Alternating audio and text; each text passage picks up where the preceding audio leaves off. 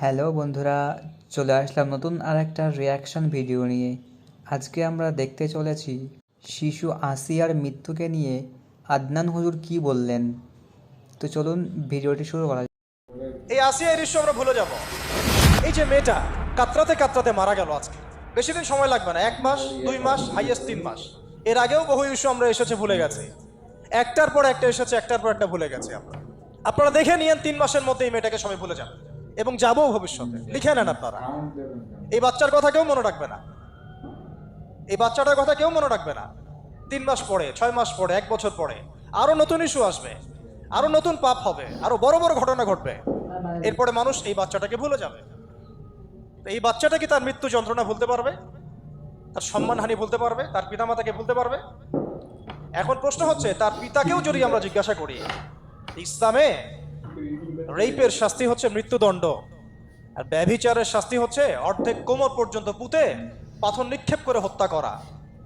এবং বিবাহিত ব্যক্তি হলে এই শাস্তি, অবিবাহিত হলে 100 বেত্রাঘাত, 1 বছরের নির্বাসন এবং সমাজ থেকে বয়কট করা, আর ধর্ষণ হলে সরাসরি মৃত্যুদণ্ড। 3 মাস সময় লাগার কথা না, 3 দিনের মধ্যেই করা সম্ভব। এটা শরিয়া আইন, এটা আল্লাহ রাব্বুল আলামিনের শরিয়া বিধান। এখন তারাও কি এটাতে রাজি হবেন? যারা শোক প্রকাশ করছেন তারা কি এই বিধানটা কার্যকর করতে রাজি হবেন? যে ধর্ষককে সবার সামনে প্রকাশ্যে মৃত্যুদণ্ড দেওয়া হোক, শরিয়া আইন কার্যকর করা হোক? রাজি হবেন না। কারণ আপনারা বলবেন এটা করতে গেলে বাংলাদেশ নাকি মৌলবাদী রাষ্ট্র হয়ে যাবে। তো সমস্যার গোড়ায় আপনারা যেতে চান না, ডালপালা নিয়ে নাড়াচাড়া করেন। জেনা ফ্রি মিক্সিংটাকে উন্মুক্ত করে দেয়া হলো, ছেলে মেয়ের অবাধ বিচরণটাকে উন্মুক্ত করে দেয়া হচ্ছে। একটা চরম ক্ষুধার্ত মানুষদের সামনে যদি আপনি খাবারকে উন্মুক্ত করে রাখেন, এরপরে যদি কেউ জোর করে খাবার খেয়েও ফেলে, শুধু কি আপনি খাদকের দোষ দিবেন? পুরো সিস্টেমটাই দায়ী, পুরো সিস্টেমটাই দায়ী এখানে।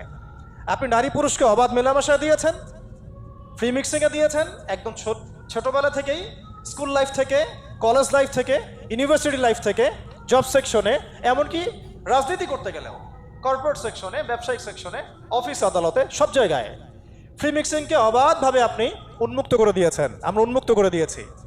এর উপরে ছড়িয়ে দিয়েছি পর্নোগ্রাফি। পর্নোগ্রাফি সবার ফোনে ফোনে। পর্নোগ্রাফি দেখতে থাকলে একটা মানুষ বাচ্চাকে না, কয়েকদিন পরে পশুর সাথেও জেনা করতে পারে। যদি সামনে দেখেন যে মানুষ পশুর সাথে জেনা করেছে, আপনারা অবাক হতে পারেন, আমি অবাক হব না। কারণ পর্নোগ্রাফি মানুষকে পশুর সাথেও জেনা করতে শেখাবে। বাচ্চা তো কিছুই না। এর উপর আছে বিবাহ বহির্ভূত সম্পর্ক, ব্যভিচার, জিনা, ফ্রি মিক্সিং, ভ্যালেন্টাইন্স ডে মতো দিবসগুলো পালন করে ছেলে মেয়ের অবাধ মেলামেশা। আর এই জেনাগুলোকে আমরা বলছি কাছে আসার গল্প, যেখানে ওর উপরে 100 বেত্রাঘাতের শাস্তি অলরেডি মজুদ হয়ে গেছে। আর কতগুলো যে জেনা হয়েছে এটা তো আল্লাহ পাক ভালো জানেন। একটা দুইটা তো করে নাই, একটার পর একটা চেঞ্জ করেছে। বিবাহিত ব্যক্তি পর্যন্ত অন্যের স্ত্রীর সাথে জেনা করেছে। আর এটা তো ধর্ম তো অনেক বড় বিষয়, ধর্ম তো অনেক বড় বিষয়। এটা তো মানবতা বিরোধী অপরাধ, এটা থেকে মানবতা বিরোধী অপরাধ। এখন সমস্যা কি এক কেন্দ্রিক? এটা বহুমুখী সমস্যা। ফ্রি মিক্সিং রেখেছেন, পর্ন চালু করে দিয়েছেন, এবং সবচেয়ে বড় কথা, এর শরঈ বিচারটুকু নিশ্চিত হচ্ছে না। তাহলে সমাজের মধ্যে এগুলো কমবে না বাড়বে? সিম্পল, সমাজের মধ্যে এগুলো বাড়বে। 6টা কাজ করেন, ইনশাআল্লাহ তাআলা কমে যাবে। প্রথমত শরঈ পর্দা নিশ্চিত করেন, দ্বিতীয়ত ফ্রি মিক্সিং বন্ধ করে দেন, তৃতীয়ত আপনারা জেনার শাস্তি চালু করেন, চতুর্থত সমকামিতা বন্ধ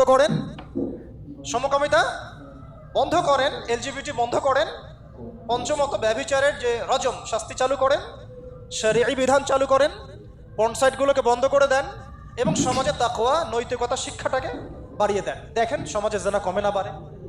কিন্তু কেউ এই সমস্যার গোড়ায় যাবে না। একটা ইস্যু আসবে, একটা ইস্যু যাবে। আজকে আপনার বোন তো কালকে আমার বোন, কালকে অমুকের বোন, কালকে তার মেয়ে, নিজের ঘর পর্যন্ত চলে আসছে। আর কয়টা রিপোর্টই বা আমাদের সমাজের সামনে আসে? যে কয়েকটা রিপোর্ট সামনে এসেছে, এগুলো 50%ও না। বহু মেয়ে এগুলো বলতেও পারে না লজ্জায়। আর আমি তো ওইসব মেয়েদের ব্যাপারে কথা বলা ছেড়ে দিয়েছি, যারা স্বেচ্ছায় নিজের ইজ্জতকে বিলি দেয়। তাদেরকে আমি আমার বোন পরিচয় দিতে লজ্জাবোধ করি। সমাজ থেকে গায়রত, ব্যক্তিত্ব, পর্দা, শালীনতা, হিজাব এগুলো উঠিয়ে দেওয়া হয়েছে। আপনারা কি দ্বীনি অঙ্গনের তসলিমা নাসরিন হতে চান নাকি? তারা কি দিনী অঙ্গনে তসলিমা নাসরিন হতে চান? কেন আপনি একটা ছেলের সাথে হারাম সম্পর্কে জড়াবেন? কেন প্রেম করতে যাবেন? কেন আপনি তার সাথে বাইকে করে ঘুরতে যাবেন? কেন আপনি আপনার বন্ধুদের সাথে ফ্রি মিক্সিংয়ে ঘুরতে চলে গেলেন? 3 দিনের রাস্তা, 7 দিনের রাস্তা, 10 দিনের রাস্তা, অথচ আপনার উপর হজও ফরজ না মাহারাম ছাড়া। না আপনি পর্দা মানছেন, না মাহারাম মানছেন, আর সমাজে না আছে ইসলামী শরিয়া আইন অনুযায়ী বিচার, আর না আছে পর্ন বন্ধের উদ্যোগ, আর না আছে ফ্রি মিক্সিং বন্ধের উদ্যোগ। তো আপনার ইজ্জত চলে গেলে কে ফিরাই দেবে আপনাকে? আমি তো আপনার ভালোর জন্যই কথা বলছি। সমস্যা হচ্ছে আমরা সমস্যার গোড়ায় যেতে চাচ্ছি না। আজকে এই কথাটা আমি এখানে বলতে চাই নাই, শুধু কথা প্রসঙ্গে চলে আসছে যে এই যে মেয়েটা কাতরাতে কাতরাতে মারা গেল আজকে, আপনারা দেখে নিয়েন 3 মাসের মধ্যে এই মেয়েটাকে সবাই ভুলে যাবে। সমস্যার গোড়ায় আসেন।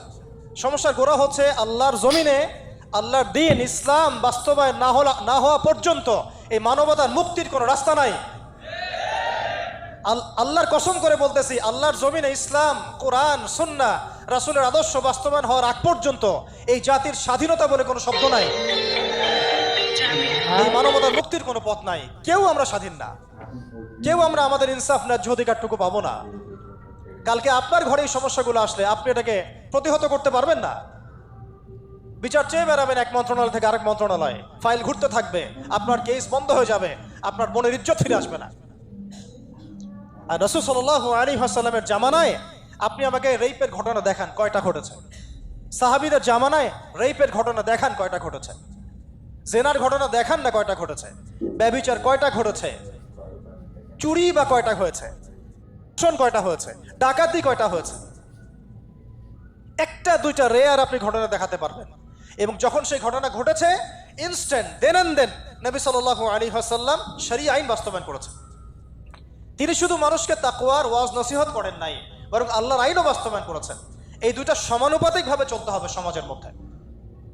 শুধু তাকওয়ার ওয়াজ করেই সব বন্ধ করা যাবে না, আইনও বাস্তবায়ন করতে হবে। তখন দেখবেন সমাজ সমান্তরালভাবে চলবে। একটা আলোকিত সমাজ বিনির্মাণের দিকে আমরা হাঁটতে পারবো ইনশাআল্লাহ। শুধু আমি ওয়াজ করে যাব, আইনের কোনো বাস্তবায়ন নাই, আবার আইন বাস্তবায়নে কথা বলবো, তাকওয়ার কোনো সমাজ নাই, এভাবে হবে না। দুটো একসাথে চলতে হবে। আমরা দুটো থেকেই সমাজকে বিচ্ছিন্ন করে ফেলছি। স্কুল লাইফ থেকে তাকওয়ার শিক্ষাটাকে আস্তে আস্তে শেষ করে ফেলছি। আমি তো দেখালাম তাকওয়া তো শিখবেন আপনি কোরআন থেকে, হাদিস থেকে, সিরাত থেকে, সেটাই তো আমরা পড়ি নাই। আমি চ্যালেঞ্জ করতে পারি আমাদের স্টুডেন্টদেরকে, আল কোরআনুল কারীমের 10টা সূরার অর্থ তারা বলতে পারবেন না। হাদিসের মধ্যে 100টা হাদিস তারা মুখস্থ বলতে পারবেন না। রাসূল সাল্লাল্লাহু আলাইহি ওয়াসাল্লামের পবিত্র জীবনী তারা 20 বছরে একটা কিতাবও একাডেমিক্যালি পড়েন নাই। ইসলামের ইতিহাসের একটা কিতাব একাডেমিক্যালি পড়ানো হয় নাই। তাজকিয়া সংক্রান্ত একটা কিতাব পড়ানো হয় নাই। ফিকহের উসুলে ফিক ছাড়া আপনি কিভাবে চলবেন? ফিকহের একটা কিতাব পড়ানো হয় নাই। তাহলে এই জাতিটাকে আপনি কিভাবে ইসলামের দিকে নিয়ে আসবেন? শিক্ষা ছাড়া। শিক্ষা না থাকলে, ইলম না থাকলে আমল কিভাবে আসবে? আমল না থাকলে তাজকিয়া কিভাবে আসবে? তাজকিয়া না থাকলে আত্মশুদ্ধি কেমনে আসবে? আর কিভাবে আমরা সৎ পথে থাকবো, অসৎ পথ থেকে দূরে থাকবো? কিভাবে আমাদের মধ্যে আল্লাহ ভীতি জাগ্রত হবে? আর আল্লাহ ভীতি যদি জাগ্রত না হয়, আমি গুনাহ থেকে কেন দূরে থাকবো?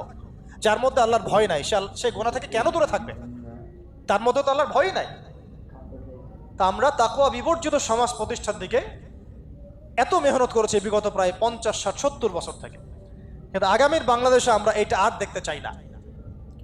আমরা আগামীর বাংলাদেশে দেখতে চাই প্রত্যেকটা সেক্টরে যেন তাকওয়া নিশ্চিত হয় এমন ব্যবস্থা গ্রহণ করতে হবে, এবং একই সাথে আল্লাহ রাব্বুল আলামিনের জমিনে আল্লাহর বিধানগুলোও বাস্তবায়ন করতে হবে।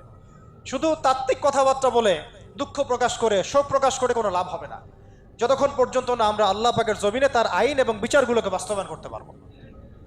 আর আল্লাহর কসম করে বলছি, আল্লাহর জমিনে আল্লাহর বিধান বাস্তবায়ন হলে সমাজে পাপের হার তো কমে আসবেই। সমাজে পাপের হার তো কমে আসবে। কোনো কাফের, মুশরিক, মুরতাদ জনগোষ্ঠী আমাদের দিকে চোখ তুলে তাকাতে পারবে না ইনশাআল্লাহ। আমাদেরকে দাসত্ব শৃঙ্খলে আবদ্ধ করতে পারবে না ইনশাআল্লাহ। সব কথার শেষ কথা ভাই, যে আমরা দুনিয়াতে এসেছি লিমিটেড টাইমের জন্য। এই সময়টুকুতে যদি আমরা হেলায় ফেলায় দুনিয়ার জীবনটাকে নষ্ট করি, আমাদের দিনটাকে ঠাট্টা ছলে গ্রহণ করি, কোরআনকে মূল্যায়ন না করি, হাদিসকে মূল্যায়ন না করি, আল্লাহর দেয় এই সুযোগগুলো, রমাদান, এই কোরআন, এই তারাবি, তাহাজ্জুদ, এই সাদাকা, এই তাকওয়া, এগুলোকে মূল্যায়ন না করি, তাহলে ক্ষতিগ্রস্ত আমরা হব, আর কেউ হবে না। ক্ষতিগ্রস্ত এই পৃথিবীতে অন্য কেউ হবে না, বরং আমরাই হব। আল্লাহ পাক আমাদের সবাইকে পরকালীন চূড়ান্ত ক্ষতি থেকে আল্লাহ হেফাজত করেন, এবং দুনিয়াতে যে ফিতনা ফাসাদ, এই রাহাজানি চলছে, এগুলো থেকে মুক্তির পথ যে একমাত্র ইসলাম, এইটা বোঝার তৌফিক আমাদেরকে দান করেন।